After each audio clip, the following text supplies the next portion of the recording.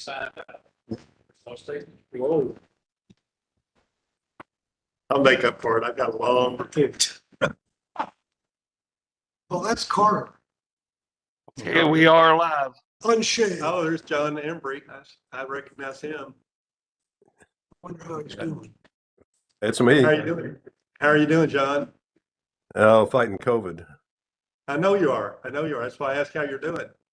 Yeah, well, still running a little fever and my I'm still coughing some. I'm getting better, but it's a slow process. I didn't have just the lose the smell and taste thing. Give me one of those pens, please. Yeah. Oh, one of the pins. Yeah. That doesn't work, let me know. There's a bunch of them here. In 2 weeks. Where's John? All Jones tonight. Got a lot of John as usual. Much more than the first one. Yeah. Oh, there's Johnny. Yeah, He had no problems at all this time. It's been knife. It's a shooter. All right, Mr. Mayor, you're good to so go. I get a whenever real you deal start. and wanted to accomplish. Somebody said Land. You something. got, yeah, you've got a condo down there, don't you? Sir. Sarah's coming. Trying to sell one. and- She said That she just got out of the meeting. She's on her way. change or something like that. That's what he was saying. Called me. I guess you got. She said her paperwork showed on that she get here. Timing is the paperwork She's a and the bit- timing. Yeah. I mean, you have to do I one. told her to before they drive know safe. Exactly. We got by. I never had to do that. You know, if we get her 5 minutes late, Clients. we're lucky to have her whenever she gets here.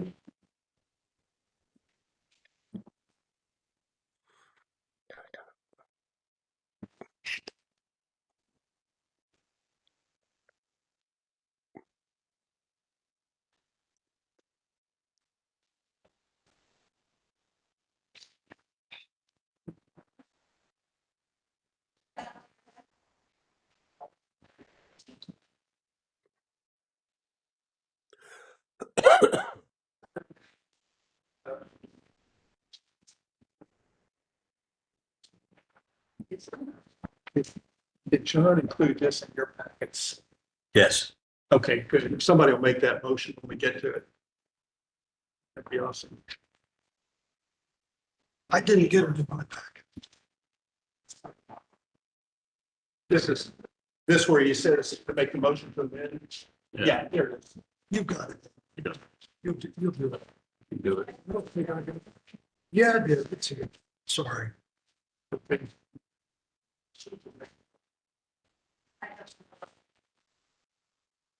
Sarah said she would be here. Yeah, she called me. She said she was get here at 6:56. Well, she's 3 minutes late. Coming in the door. You're early.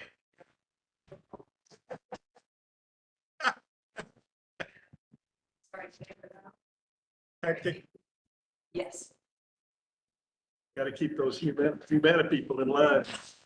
full-time job for sure.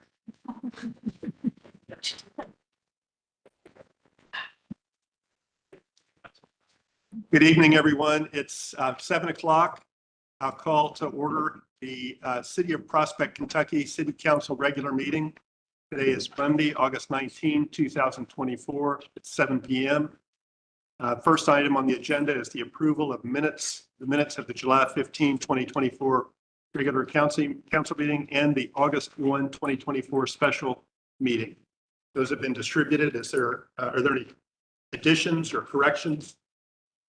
If not, is there a motion to approve? Let's start with the July 15 minutes. Is there a motion to approve the July 15 regular meeting minutes? So move. Second. All in favor, please say aye. Opposed? Okay, those minutes stand approved. The next set of minutes is the City Council special meeting of August 2, 2024. Is there a motion to approve those minutes? So moved. Is there a second? Second. All in favor, please say aye. Aye. Opposed? Okay, those minutes are also approved. The next item on the agenda is comments from citizens. I understand no citizens have signed up to speak. Okay. Next item on the agenda is my report, and I will give that report now.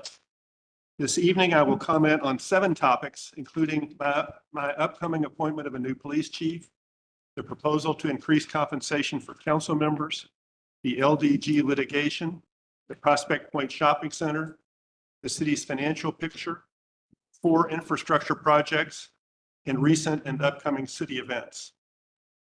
First, I will remind everyone that Jeff Sherrard will be retiring as our chief on October 31.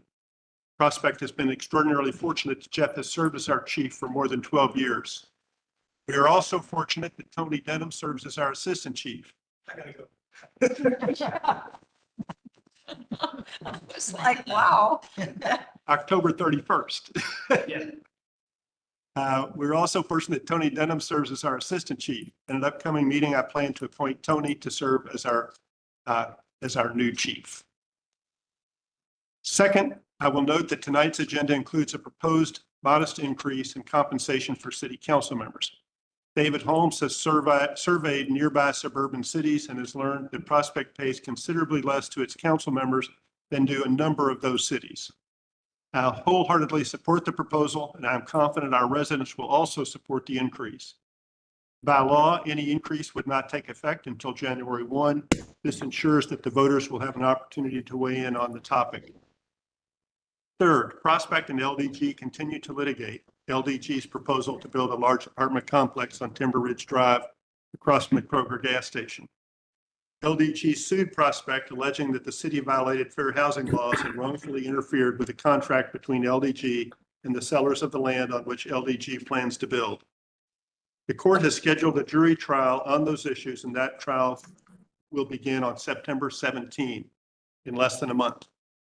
Notwithstanding our belief that the claims against Prospect lack merit, LDG seeks multiple millions of dollars in damages.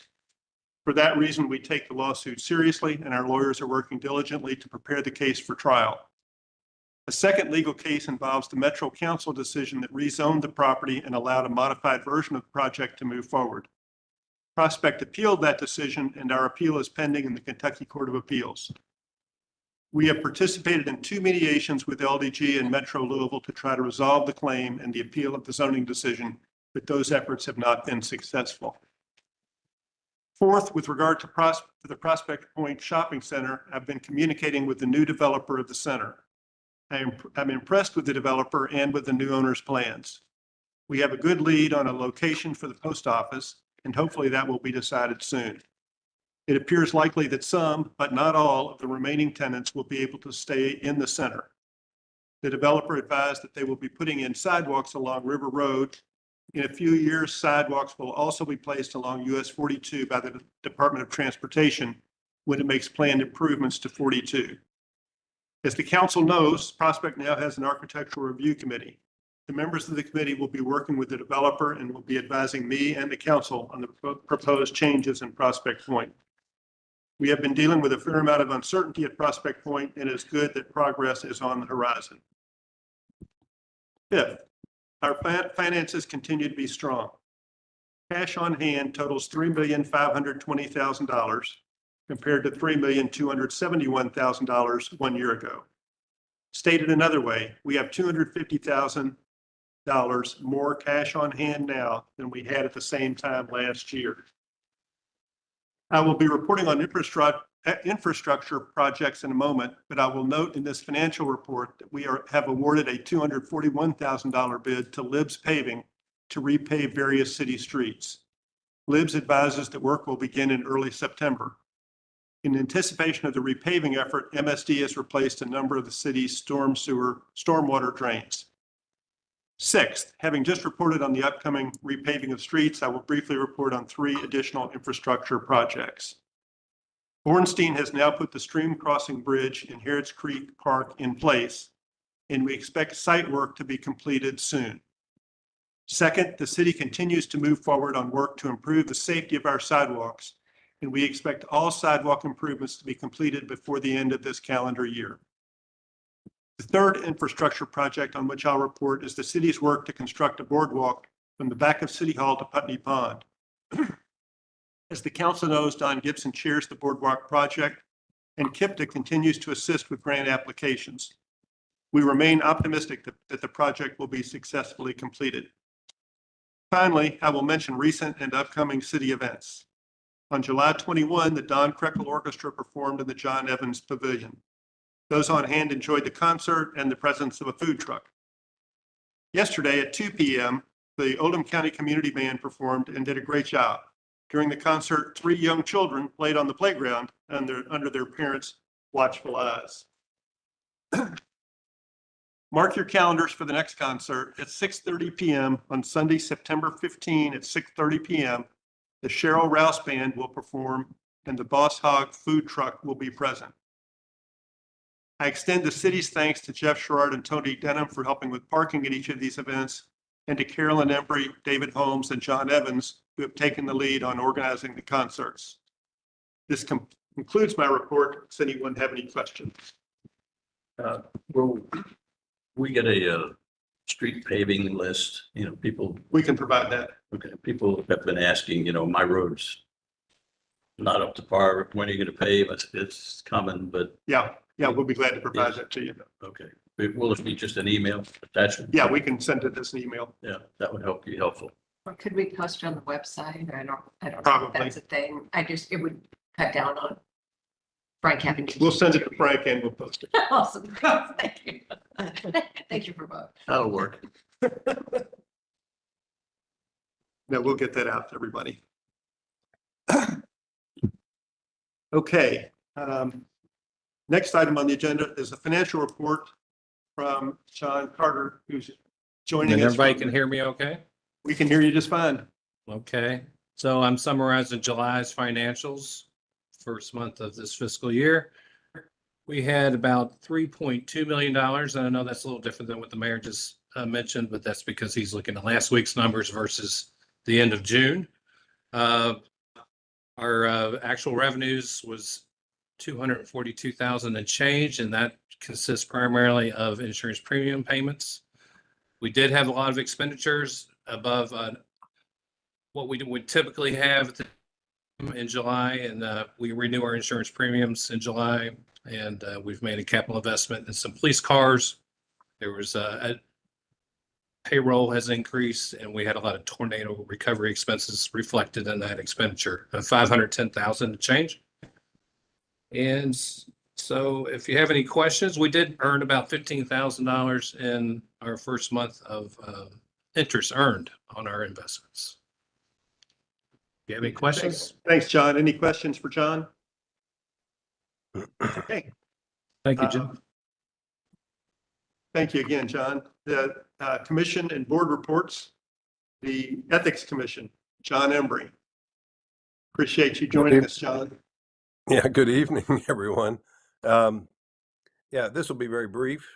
You don't hear from the Ethics Commission very often, thankfully, but it is the time of the year where those who filed for office, city council, need to have a financial disclosure form submitted to the Ethics Commission. And I think there may be some new committee or commission members that also we need to pick up a couple of those. People who are required, for those who don't know, elected officers, members of the Code Enforcement Board, Forestation Board, Ethics Commission, and I think now the Investment Committee also requires one included. And then beyond that, it is people designated by City Hall in terms of what employees specifically have to fill those out. But for now, we're just looking for people who filed for office, and they need to be submitted. They can be submitted to City Hall, and they will get in my hands where they will be reviewed. But the, once those are in, then don't think you're off the hook, because when the new year comes, we're going to ask for you to do it again. If you've got any questions about it, I'd be happy to answer them, either now if they're on the council, or in the audience, or if you contact City Hall, they'll put us in touch. And that, for now, is all I have. Thanks for the time, and have fun, everybody. Thanks, John. Thanks for your service, and hope you're feeling better and have a full recovery soon. So do I. Thanks, everybody. Yeah, where are the forms? I don't know. The question is, where are the forms?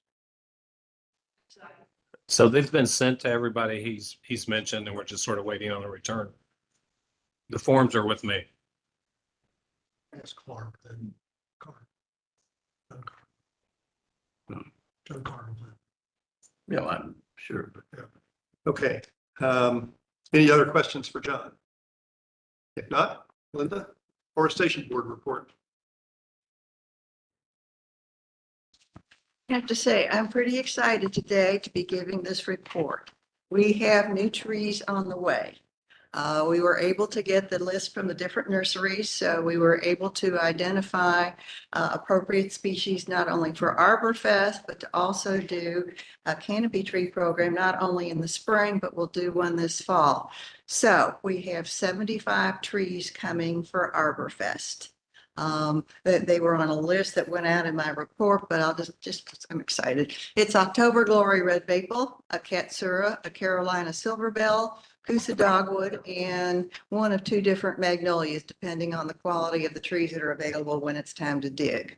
So I think that will be very promising. We were able to get a little note out in the last email blast in the newsletter that there's going to be trees coming, but now we have more information and we could start, distributing that.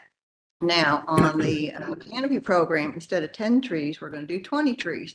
And we have an American Beech, which is a classic, and they're kind of hard to come by. So we were very excited to get that. These are bigger trees. We'll have a Fall Fiesta Sugar Maple, a Swamp White Oak, a Zelkova, and because there were so many evergreens lost, we're going to offer an evergreen this time, but there'll be a green giant arborvitae. So I think the information on that will go out a little later, and those trees will be planted probably later in November. So we will be providing more information there. Other things going on, we had a very productive meeting with code enforcement. Mike's ready to kind of move forward with some of the different projects. So we've been going through the process to review all of the cases we've had in recent times and we weren't sure quite how to handle. So we will get through that, and we're also going to do it by subdivision. So it's easier to kind of manage what needs to be addressed in which areas for him to manage, and that will, I think, move forward pretty quickly. We also had a meeting with the country club folks, and obviously they lost a tremendous number of trees, and they have a beautification committee that is working on 4 particular areas of concern that they are hoping to kind of regenerate with trees. And of course, they don't really know what they want yet, but they're working with professionals to establish plans. And if there's any way we can be of help with them, they're going to keep us informed, and we'll keep them informed as we look for what might be available from the city or from other programs that we learn more about. So we're hopeful that this is going to be a lot of tree planting this fall. One thing that's still a work in progress, the mayor was able to make an appropriate contact with Chase Bank on the tree removal over at the shopping center. And so we've got somebody to start with. We talked quite a bit at the last meeting. We told the gentleman from Chase that until we know what seems like a reasonable approach to what our expectations are, that we wouldn't schedule anything. So we talked quite a bit about some things, and one of the questions that came up was the value of the trees that were removed. How did that factor in? So we're still getting that information. And then we also know that just based on our code enforcement, that we could be fining $750 per tree for the removals. That could fund part of ArborFest. It could do a number of different things within the city to help replenish our tree canopy in different ways. So we don't have a plan. There was some information that came in just a couple hours ago that I think that the mayor wants to discuss with forestation. And as we know a little bit more and can come up with a plan that we think is fair to them, because I think they want to work with us. And I think they realize some things weren't done properly.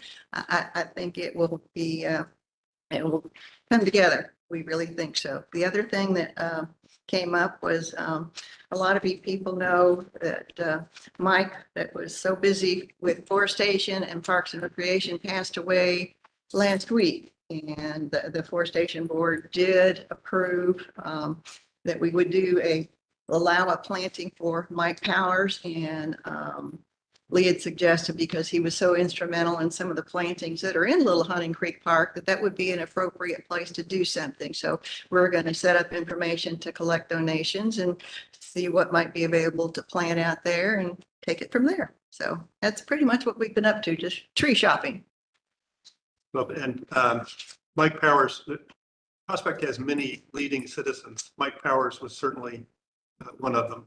And the Fox Harbor Neighborhood Association has a nice tribute to him in their newsletter. And we'll be sending out a tribute to Mike also via city mail, probably. His memorial service is coming up in September. And I want to get that out before the service so people know. But he served the forestation board. He served on the Parks Committee. I think he was He involved. was in the beginning of both of those Yeah. committees. So, Yeah. and I know he's helped scouts. He's done all kinds Yeah, of he things. had 30 years with Troop 30. So was a wonderful man. We're very fortunate to have him as our neighbor and somebody who believed in Prospect and contributed. I agree. Any questions or comments on anything? Yeah. Linda, you mentioned that in the fall, you'll be having some bigger trees than what you've had traditionally. Can you That's give the us an canopy idea? program. Yeah, can you give us an idea on how tall or circumference wise those will be? Just so the public will know. We can give that information. They're usually about 2-inch trees, but they have larger root balls. So they're going to come in bald and burlap and look like this. And you have to have really professionals put them in. And so that's when we started the program, that we provide the tree and, well, the heights are going to vary depending on the species, but I can get Andrea to put a little of that in there. When we send out the information, we typically tell people a little bit more about each of these different kinds of trees, because they have to, put a little money into the project too. It's just when you've lost trees that are mature and you end up planting little teeny ones in their place, it kind of makes you feel sad. So maybe if you end up telling them that they're ones that are bigger that they could put in to make them feel better about it. It definitely will be bigger trees. It will not compare to the Oh, I trees know. that go out at ArborFest. And I don't know if you remember or if you were around when they were planting some of the trees that are fairly recent on the medians coming up Hunting Creek Drive. Those were pretty good. Those are the kinds of trees that these guys will be putting in. So they are definitely bigger. And if we can get some heights to go with that, maybe it won't be what they lost, but it'll be a good start. Thank you, Linda. Thanks. Anything else? Any other questions? Thank you. We appreciate it. All right. Here it is. Next report, Don, any news on Jefferson County League of Cities? Couple things. August 26th, Mayor Greenberg will have a Zoom meeting with Metro mayors. It'll be 5 o'clock, and that notice will be coming out. On September 19th, at the regular JCLC member meeting at Linden City Hall, Deputy Mayor David James will come speak on mental housing and answer questions.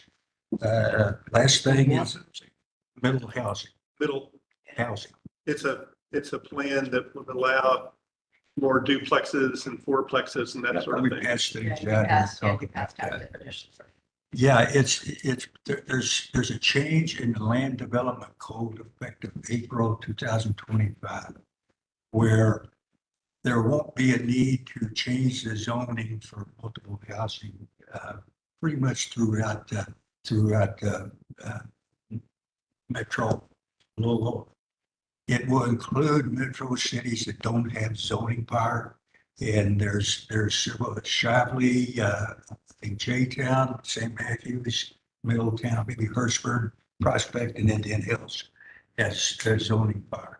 And what it will allow will be housing that will, there's 4 or 5 different options, and it can be built.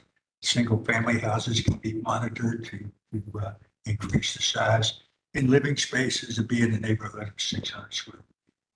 In the Metro Mayor and Metro Housing feels like they need that to increase the density of metropolitan level for the growth they expect to come. And but I think you mentioned that does not apply to the cities who have their own zoning power.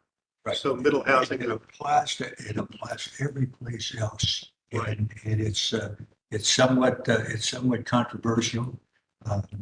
There's 80 or so small cities in metropolitan Louisville. 5 or 6 of them have the ability to fend off the middle housing concept.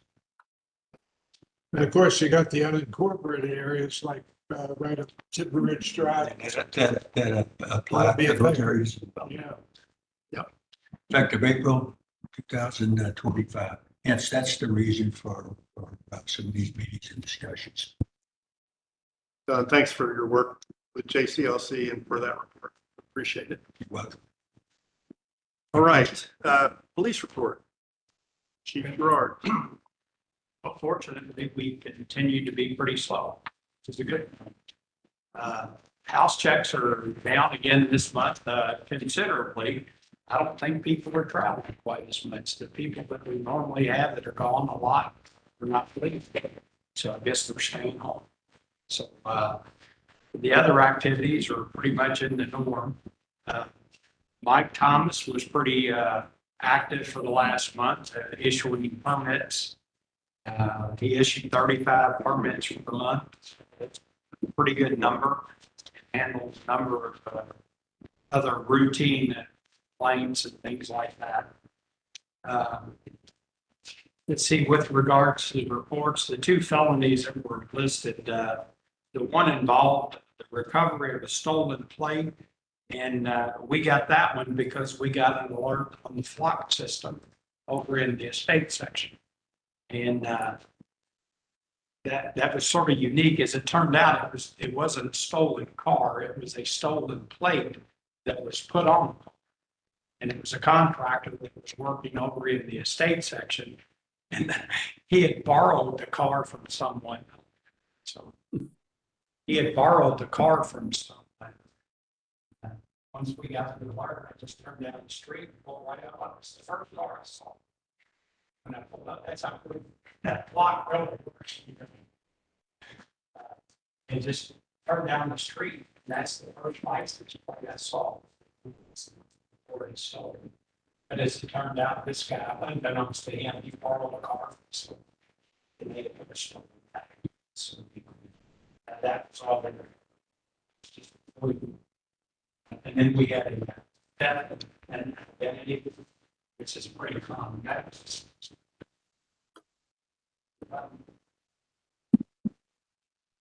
Okay, we're on now. Fortunately, people didn't have to listen. You have to start over. You want me to start off? No. That's good because they missed absolutely nothing. Yeah, you're good. Okay, the theft of identity, that's a common situation we have. It was a scam, but this one was unique in the sense that they had a home equity account that had been established, and somehow someone had access to be able to develop checks and wrote 4 checks off of a home equity account that had been dormant for a period of time. And these checks were actually processed in Canada, not locally, but they were someone was able to get access to this account. And when they checked with the bank determined that these things were traced being I guess, processed in Canada, not even in the United States. And that was a pretty significant amount, but obviously the homeowner in that case will get the money. That's probably probably. Other than that, the other reports, we did have 2 deaths that occurred. They were both natural causes, but we're still calling and seeing the problem. See. Other than that, yesterday we had the Ironman that came through Prospect, and I'll have to say that I was extremely disappointed with what went on yesterday. When they first brought the Ironman to Louisville, and it was either in 2006 or 2007, I was involved in that from my position at LMPD. So from the planning and all of that, being involved all the way back there and seeing everything that goes on in that and knowing how hard everybody works to put that all together and the logistics behind it. And then to see what happened yesterday, where nobody knew anything, there was no chain of command in order. And in fact, LMPD was not even involved in it. It was all done with private security, off-duty policemen, so there was nobody to fault when things went bad. And in the past, the same plan that had been in play all the way back since 2007 or whatever, until the last time it came through here, either last year or the year before, they had always used the same traffic plan for the bicycles once it reached 42. They always used the far left lane only and allowed traffic to go freely up and down 42. I came out yesterday morning, like I do for every Ironman every year since I've been here. And I got here and 2 lanes were blocked. They had one on each side of the road, which meant that they were holding traffic on 42 at various times. And once those bikes come through, they come through in just droves. And so that traffic is held. And there were a few occasions that people were held for an hour in an area that they didn't need to be held at all. All they'd use is one lane like they've used for many years. But no, they didn't do that because somebody else was involved in the process. And when I attempted to make phone calls to find out, quite honestly, who the hell I could yell at, there was nobody there. There was nobody from LMPD that was assigned. And when I finally got numbers from someone at the Ironman, there was nobody that would answer the phone call. So fortunately for us, the Ironman now, the one they run in Louisville, is half an Ironman. So instead of driving for 110 miles on bicycles, they only drive 55 miles on bicycles. So it was faster. So it was essentially over with out here by 2 o'clock in the afternoon. And at least when the last bicycle got out of downtown and started going east, once they did that, then they were able to open that right lane up down 42. And then it was just down to 1 lane again, which is what the norm is. So traffic was pretty much returned out here, even before noon. The last bikes were going through, they allowed traffic to go back and forth clearly. But for those 2 hours, it was a disaster. Now, we only had about 2 calls, but people were inconvenienced far more than that. But it's even worse is the fact that we were asked last week by people out here, and the plan has always been this. So we told people what the plan has been for year upon year upon year, the way that they do things in the Ironman. I got calls at home on Saturday. I got 3 different calls, and I told them what the plan was. And quite honestly, when I got here yesterday, I was mortified because I'd given out bad information because the Ironman, in their infinite wisdom, some schmuck came to Louisville, Kentucky and changed the plan that had worked for the last 15 years. So I hope they never bring it because whoever's running it doesn't have a clue. And it was pathetic because ironically, as soon as they cross the county line up there, it's considered an open course. There is no traffic control whatsoever. You fend for yourself. But while it's in Louisville, Kentucky, they block roads, they do everything under the sun. But once you get out in the middle of nowhere, you fend for yourself. That's why, like in 2008, somebody got hit and killed. Okay, I think I'm almost. I guess on the good news, within the next month, we should have 2 officers hired. We're vetting, and the vetting process now looks very promising. So by the time I'm here next month, we should report that we have 2 officers out. It should be working by this time next month. That's all I have. It's interesting, in the Sunday paper, there was a big, 8x8 ad for LaGrange officers that, recruiting heavily.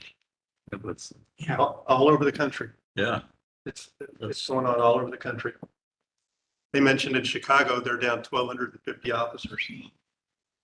Yeah, they were the agency that, I guess it was a year ago, because they hadn't increased everything, they had like 3 or 4 people were going to quit in one day because they were just going to go over to Oldham County.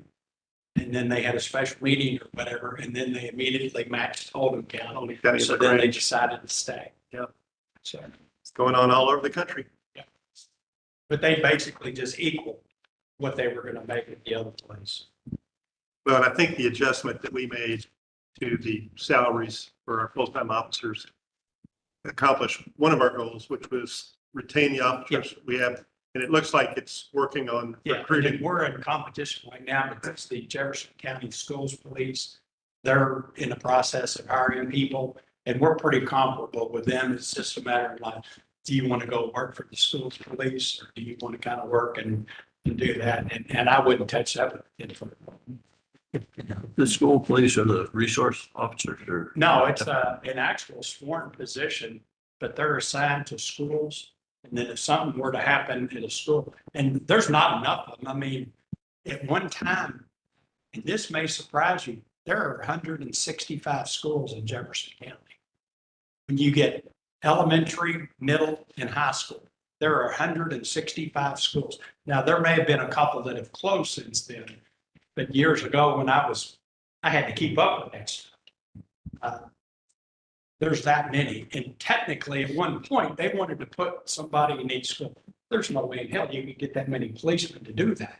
So what they have done is they'll assign you to like 6 or 7 schools, like in a small area, and you have to respond to anything in that general area. They're not actually getting out on foot and walking through the schools. Some of the schools, like the more troublesome or active middle and high schools, they may have a school resource officer within. But that's different than the ones that Jefferson County Schools Police have hired and started doing last year. But they've added more people, and they provide them with a really good salary and a take-home car, and it's Monday through Friday, weekends off, and it's a day shift. So they work basically during school. So that could be the attraction. Okay, thanks, Jeff. Moving on to unfinished business. The first item under unfinished business is the amendments to the forestation ordinance. So I'll ask if we could have a motion for a second reading of and approval of ordinance number 637, series 2024, an ordinance relating to the amendment and modification of chapter 97, trees and forestation of the Code of Ordinances of the City of Prospect. This ordinance updates and amends the city's forestation ordinance. Is there a motion to give that ordinance a second reading? So Is there a second? Second. Okay. Is there discussion? Oh, is there discussion or amendments? I can read this. I move to amend the version of ordinance 637, series 2024 that received a first reading on July 15th, 2024 as follows. Item 1, on page 6, section 97.13, where it reads, in quotes, constituting a hazard to life or property shall be amended to read consulting and constituting an imminent danger to the general public. The second item is everywhere throughout the ordinance where it reads fungus, it shall be amended to read fungi. Okay, there's a motion to amend. Is there a second? Second, Is there discussion on the motion to amend? If not, are we ready to vote on the motion to amend? Yeah. Frank, Yes. David, yes. John Evans? Yeah. Don Gibson? Yes. Sarah Hines? Yes. John Clark? Yes. Right, so that, the, Mayor, for clarification purposes, can we ask our city attorney whether this requires another reading of, or is this so No. minor that it It does not. just wanted that on the record? yeah, thank you. So that, motion, the ordinance, proposed ordinance has been amended. Now we go back to the main motion, the motion to give a second reading to the ordinance as now amended. Is there further discussion on the second reading of the ordinance as now amended? If not, are we ready to vote on the ordinance itself? So I'll Yes. start Frank, Yes. David Holmes, Yes. John Evans, Yes. Don Gibson, Yes. Sarah Hines, Yes. John Clark. Yes. Okay, so that ordinance is approved by a vote of 6-0. So can we read the Yeah, but if you'll do that, David, that'd be great. City of Prospect ordinance number 637, series 2024. An amended ordinance relating to the amendments of and modification of chapter 97 trees and forestation of the code of ordinances of the city of Prospect. Thank you. Right, the next item on the agenda is the second reading of ordinance 644, series 2024, an ordinance enacting and adopting the 2023 supplement to the Code of Ordinances of the City of Prospect. This ordinance adopts American Legal Publishing's codification of ordinances adopted in 2023. Is there a motion to give that ordinance a second reading? So moved. Is there a second? Second. So Frank Fulcher made the motion, Don Gibson seconded. Is there discussion? If not, we'll move to a vote. Sarah Hines, Yes. Don Gibson, Yes. John Evans, Yes. David Holmes. Yes. Frank Fulcher. Yes. John Clark. Yes. Okay, so that ordinance has been approved by a vote of 6-0 also. And I'll read it. Again, this is the second reading of ordinance 644, series 2024, an ordinance enacting and adopting the 2023 supplement to the Code of Ordinances of the City of Prospect. Okay, the next item on the agenda is first reading. We're now in new business. First reading of ordinance 645, 2024, an ordinance chapter 32 of the Prospect, Kentucky Code of Ordinances regarding compensation for council members of the City of Prospect. This ordinance amends chapter 32 to increase council member pay from $250 to $500 a month. Is there a motion to give a first reading to ordinance 645, 2024? We're gonna have discussion first. No, we're going to have a motion first. We're going to get it on the floor. You're right, you're right. So moved. Okay, so there's a motion to approve that. Is there a second? Second. Okay, the motion was Sarah Hines. The second is David Holmes. Now, discussion. John Evans. So, I'm John, sorry. before you begin, could I just explain why I put this motion on? Sure, I apologize. I was going to John. No, I understand. John. So my son was a council member in Langdon Place.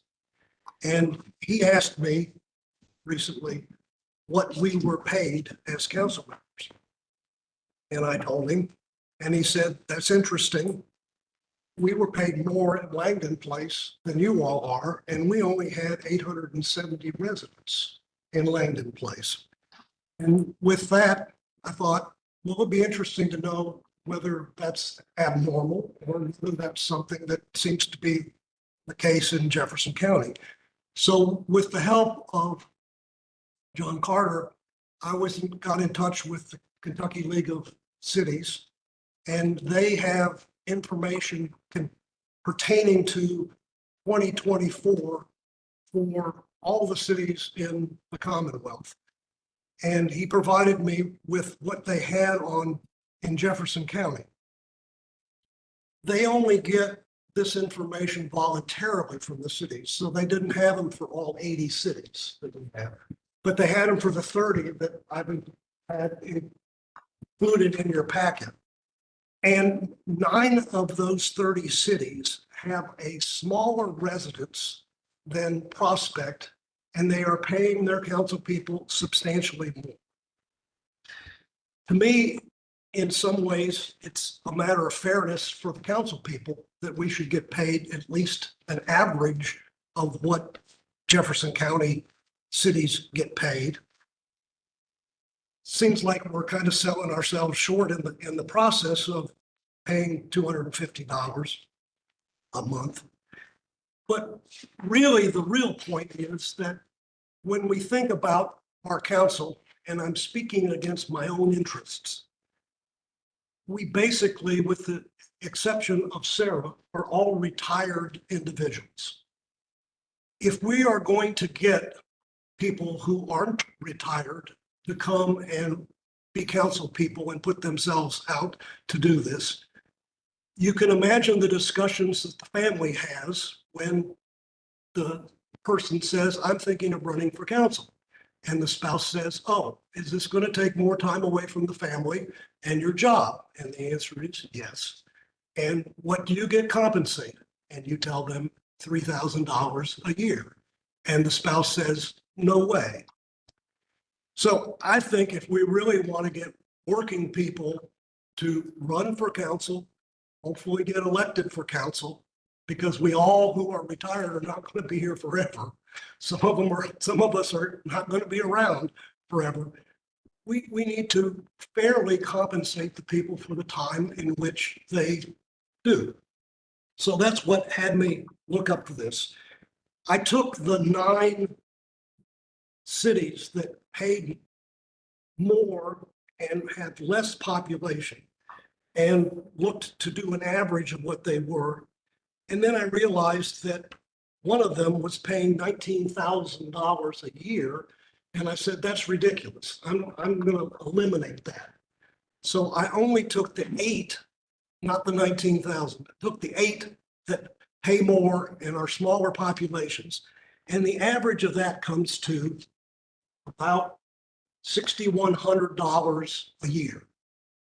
So the $500 that I've proposed in this ordinance is an average of 8 cities or 9, however you want to look at it, that are smaller than Prospect and pay more. So it's kind of like, are we going to be fair to our council people or not? Are we going to try to make it so that other people can volunteer their time but get compensated for doing it or not? And I just think in the long run of things, even though I'm speaking against my best interest, as I am a retired individual, I think we need to think about increasing the compensation.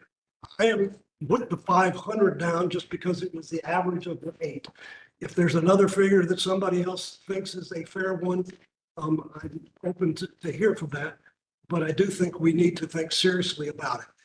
It will only cost us $9,000 in this upcoming fiscal year because it cannot go into effect until January 1 by law in Kentucky. If you think, okay, what's it going to cost in the fiscal year beyond that? It would be $18,000 of an increase over the current council things. If we do nothing this year, it will be 2 years before we can raise council salaries again by law. And I think we're shooting ourselves in the foot in the process of doing this. And that's why I brought this before the council. Is there further discussion? Yeah.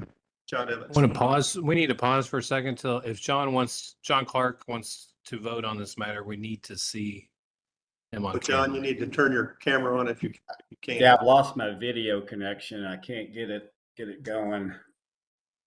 I'm not sure how to get that going again. Is that little switch at the top of your screen? That's the mistake I made sometimes. It's a little switch that slides. You have to be on video. Yeah, he has to be on video. Okay.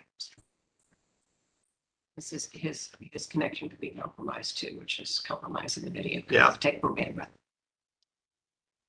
Let me log out and try to get back in. Let me do Okay. that. Okay. Sorry. No, it's all right. Let's give John just a minute.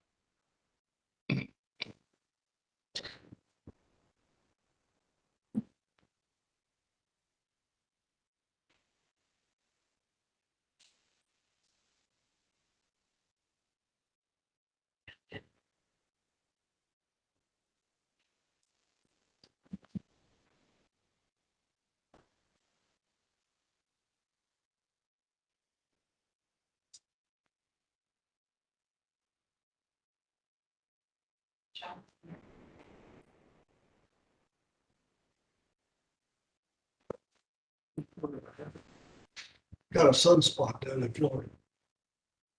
It's the signal. Ron's on.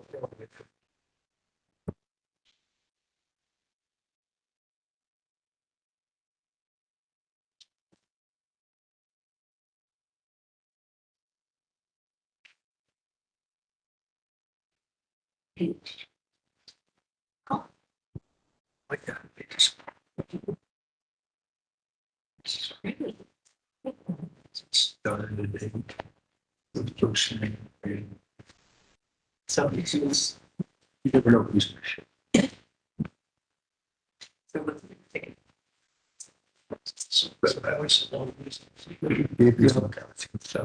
This came up with me when I was in Florida. And I couldn't figure out what was wrong. And in my case, it was just this little slide switch at the top of the screen. It had got. No, that's good stuff.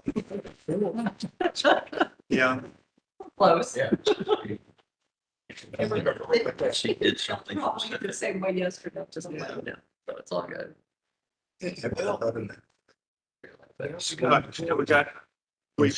Got your voice. We see your name. We don't see you. It says video stopped. I don't know. Time I picked up my seminar. Let me see. See if Ron can help you. Hey, John, Yeah, can you try calling Ron and see if he can help you? sure. Mine has a start and stop video button at the bottom. Yeah, it's on stop. It says stop video, so that's no help because Oh, yeah. it's yeah, I don't know. Let me call Ron.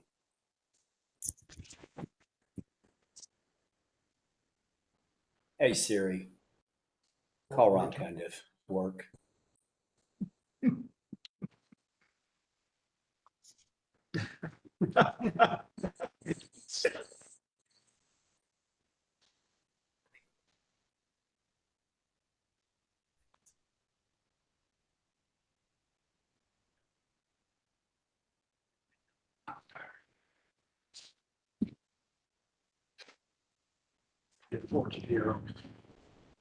Eight-year-old. These are really good, but I have some people staring at me. Yeah, right. Actually, it's staring at you. Oh, now we lost him. What's that? That's John Carter. Oh, yeah. He stepped away apparently. Maybe he's gone down to Key West to try to help John Clark. He's got the car. Hours. John, check your chat message. My cell phone number is in there. Call my cell instead of the office number. John, did you hear that? No, he's, I don't think see. Oh, he's gone. Yeah. It's gone. Well, good, then we can proceed. Well, we could. We're not going to.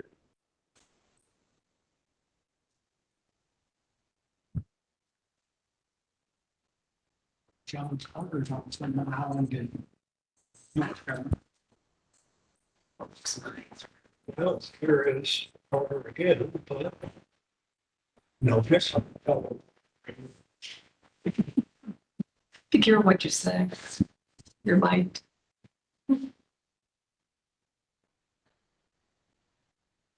Hey, John, did you get Ron? He's not in. I think I think he said he texted it to you. All right, and I can forward it to you also. So he said call his mobile, don't call the office number, call his mobile. I'll text that to you. Okay.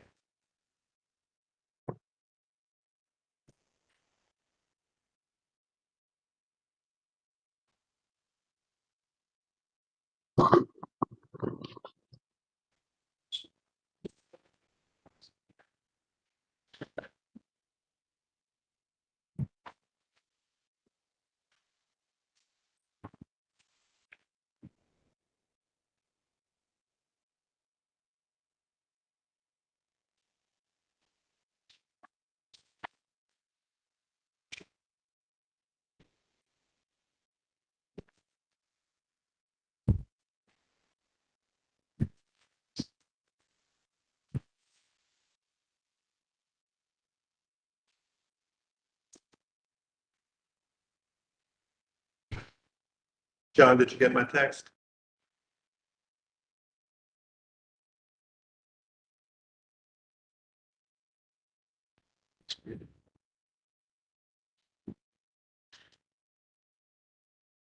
Hey, John.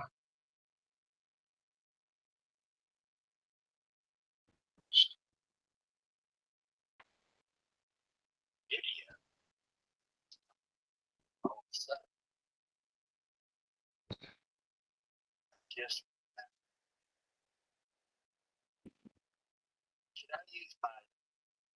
Somebody's trying to come in at the top.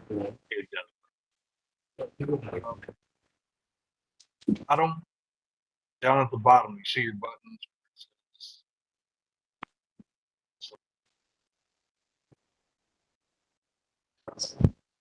I think we have two Johns, John C. and John Clark. What's that? A couple of months ago, audio, that was an audio problem here. This is something with John Clark's laptop. It's like, it was working there. It just says, oh my gosh.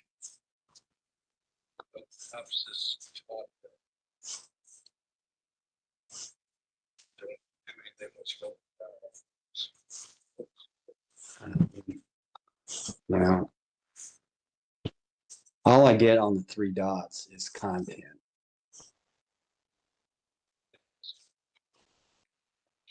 So you can't see me.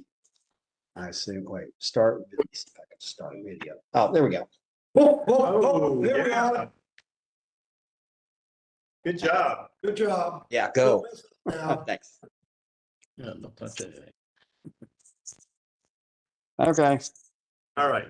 Now got Mr. Clark back on the Sorry video. about that, guys. I don't That's know what okay. happened.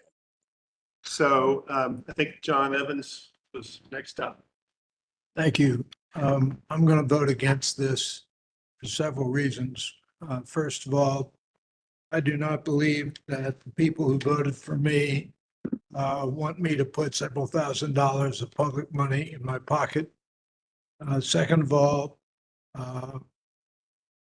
we've got an election in 2 months, and I think it's political malpractice for this group to vote to increase its salary with an election coming up in 2 months. Third thing is, I'm pretty old and I've been around for a hell of a long time. And looking back over the history of the city, we didn't have any payment to the council for the vast majority of those years. I don't know when it started. I would guess probably sometime in the mid 2020s, maybe during Everly's tenure as mayor. I don't know. But I do know that for the vast majority of that time, we didn't pay any city officials, including the mayor, anything at all. So I really don't think that whether we could use the money or not, that it behooves us to take public money and put it in our own pockets. Okay, is there further discussion?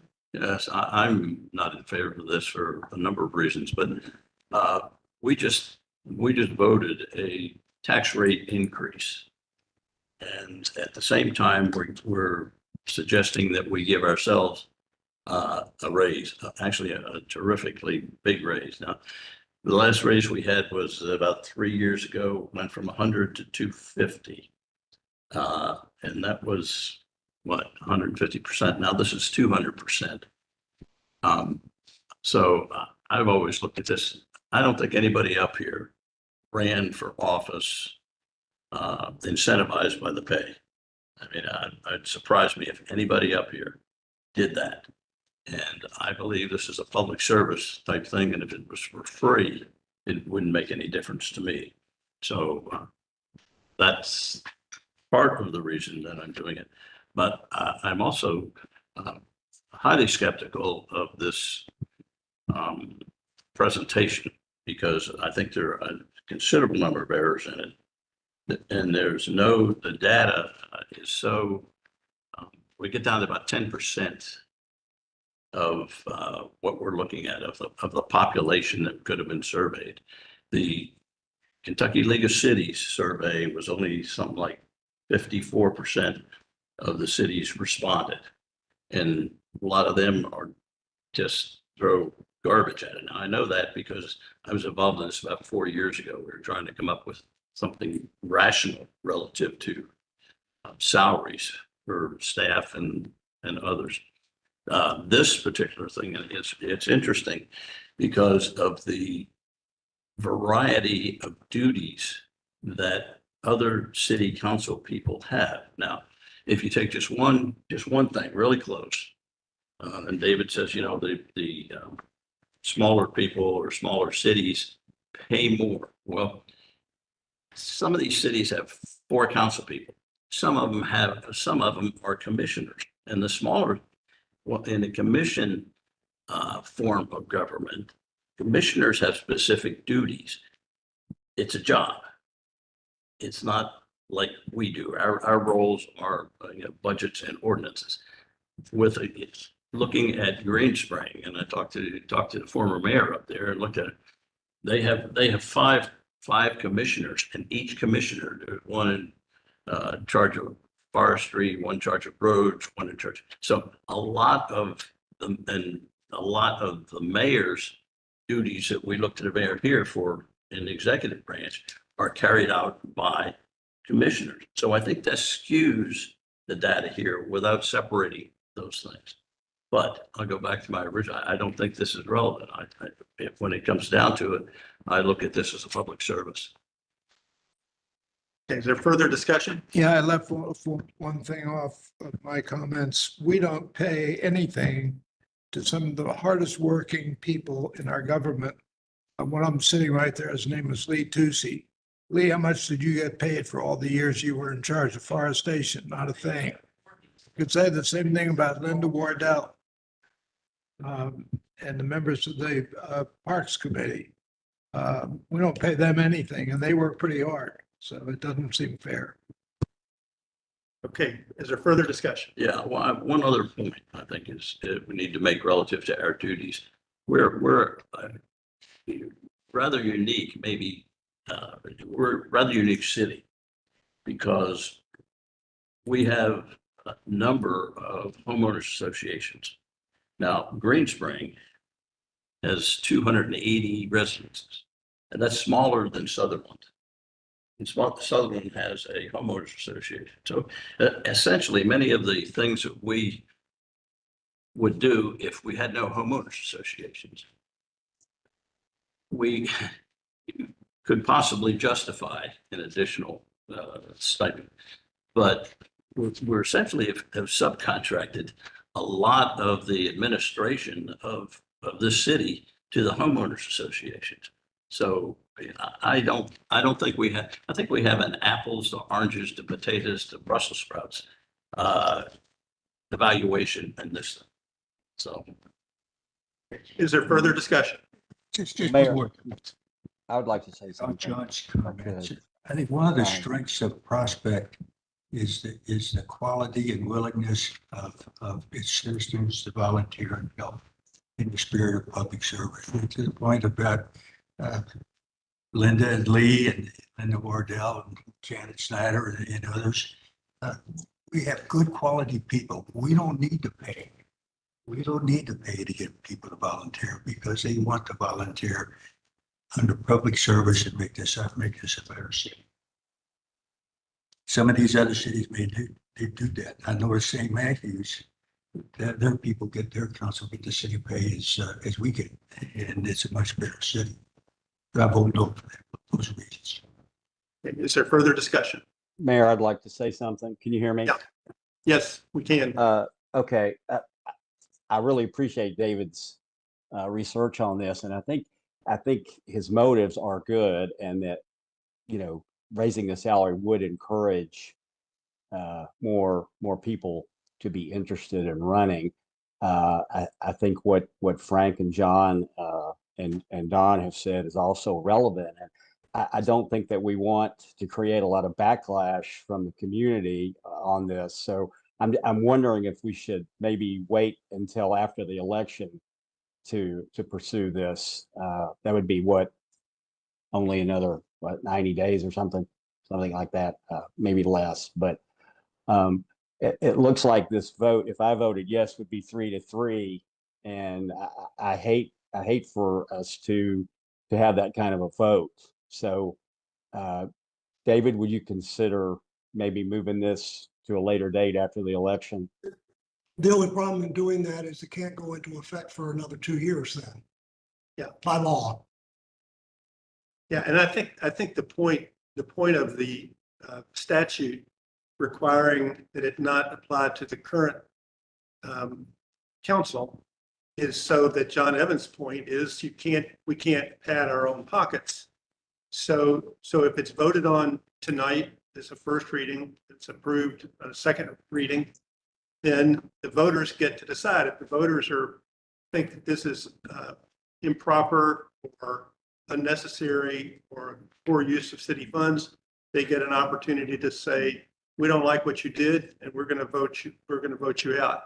I tend to believe that the residents of Prospect would not do that.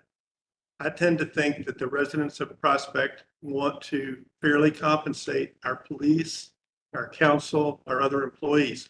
We have phenomenal volunteers. Essentially, the council, even though it's paid, are volunteers.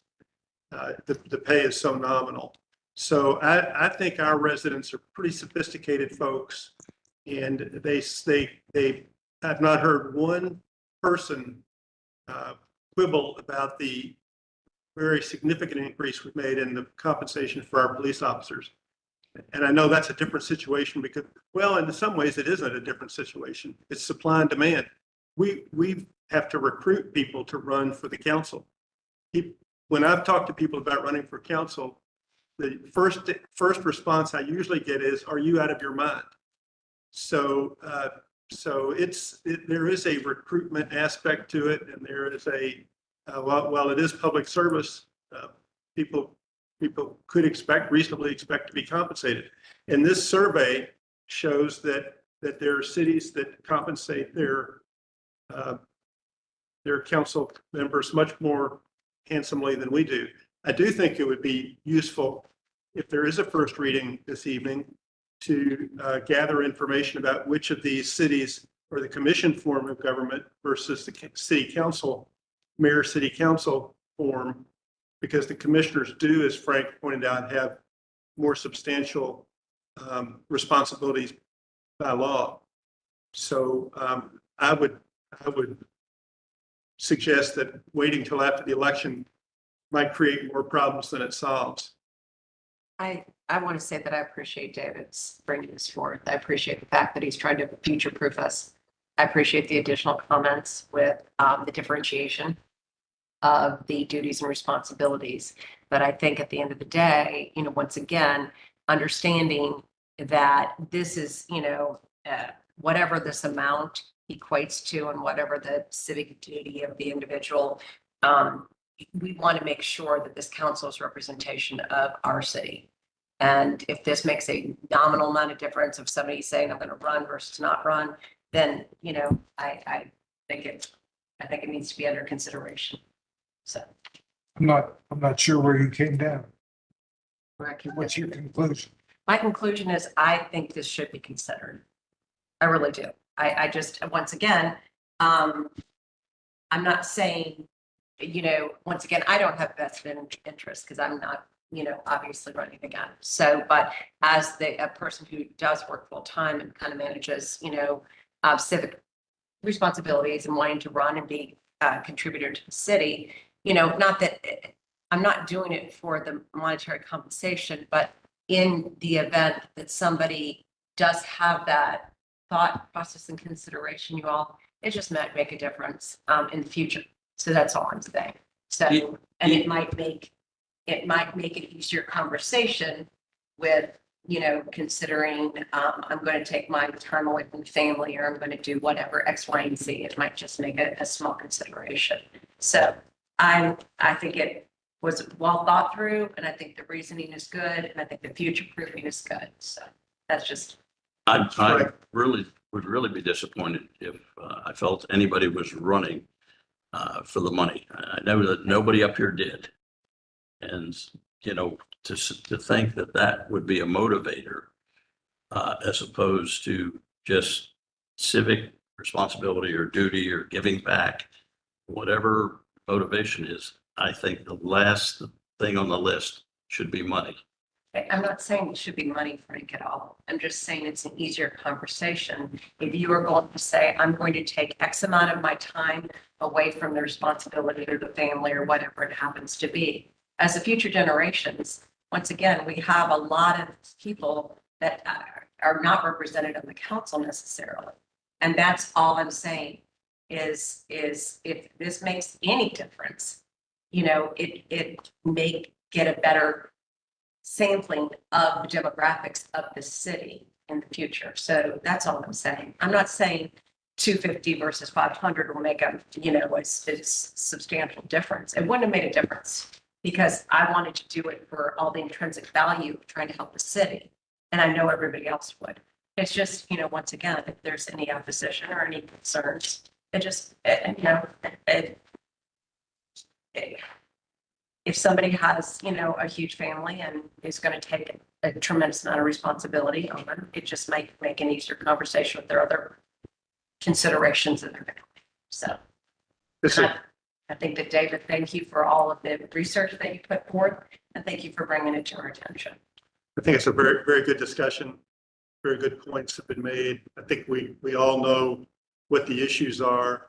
And I'll just ask, are we ready to proceed to a vote? Okay. So I'll start. Sarah Hines. Yes. Don Gibson. No. John Evans. No. David Holmes. Yes. Frank Fulcher. No. John Clark. I'm going to vote a reluctant yes, and I think it deserves further study as we move forward. But at the end of the day, I think we need to do what's appropriate for Prospect and not worry so much about everybody else. I don't think any of us are in this for the money either. So I'm going to vote yes. Okay, so it's a tie vote, it's 3-3, and I will cast a vote and break the tie in favor of the giving the ordinance a first reading. So with that, David, I'll ask you to read the City of Prospect, Kentucky ordinance number 645, series 2024. An ordinance chapter 23 of Prospect, Kentucky Code of Ordinance regarding compensation for council members of the city of Prospect, raising the city salary from $250 to $500 a month. Okay, thank you. If that's the last item on the agenda, there's no further business. Is there a motion to adjourn? So moved. Is there a second? All in favor? Aye. We are adjourned. Thank you. Thanks, John, for participating. Both Johns, thank you Thank for you. Yeah, I participating. was just gonna say. It got dark wherever you are. John. The sun. Yep, sunset has come. And John Clark, we appreciate you getting your video. Back Sorry in about line. the technical problems there. All right, we are adjourned. Thanks, everyone. Thank you.